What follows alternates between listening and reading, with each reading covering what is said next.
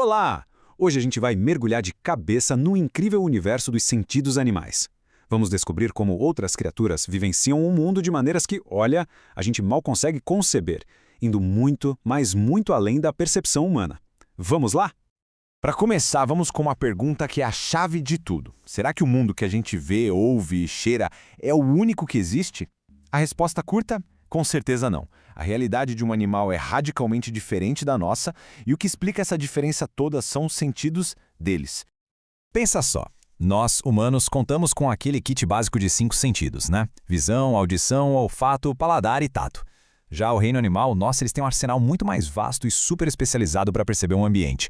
É tipo comparar um canivete suíço com uma caixa de ferramentas completa e cheia de equipamentos de ponta.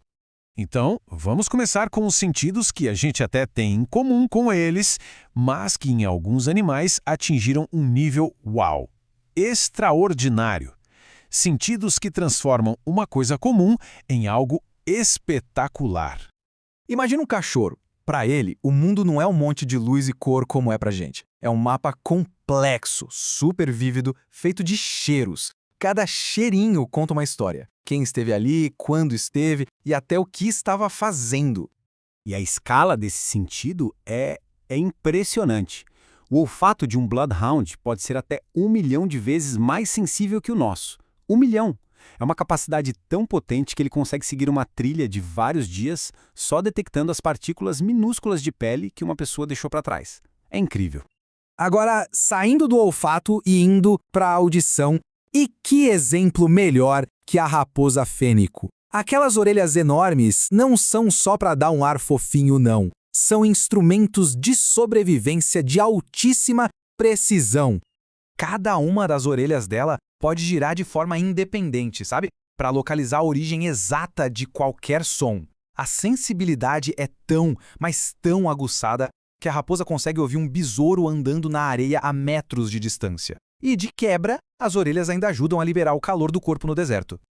E só para a gente ter uma ideia da diversidade, a natureza colocou orelhas em lugares bem inesperados.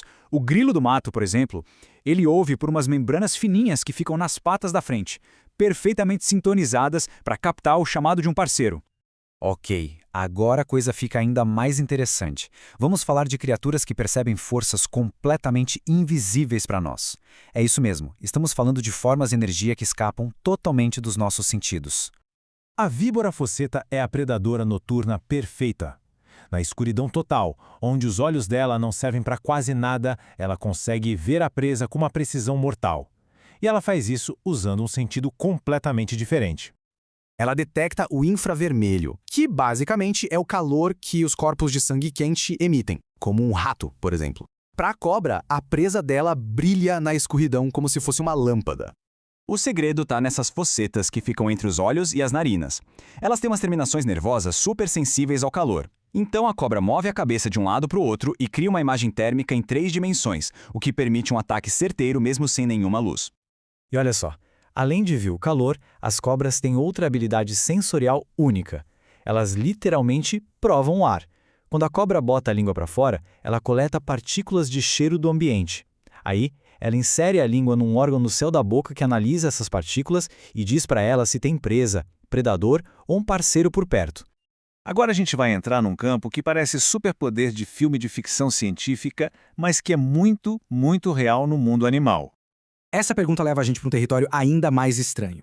Como é que se detecta algo que não emite os sinais que a gente conhece? Pois é, a resposta está em 2 forças fundamentais da natureza: eletricidade e magnetismo. Primeiro, a bioeletricidade. Todo ser vivo, inclusive a gente, gera campos elétricos minúsculos, principalmente quando os músculos se contraem. É tipo uma assinatura elétrica da vida. E o ornitorrinco é um mestre nisso. O bico macio dele é coberto por milhares de receptores elétricos. Quando ele está caçando no fundo de rios turvos, de olhos fechados, ele não está procurando, ele está escutando os sinais elétricos das presas escondidas na lama. A outra força secreta é o campo magnético da Terra.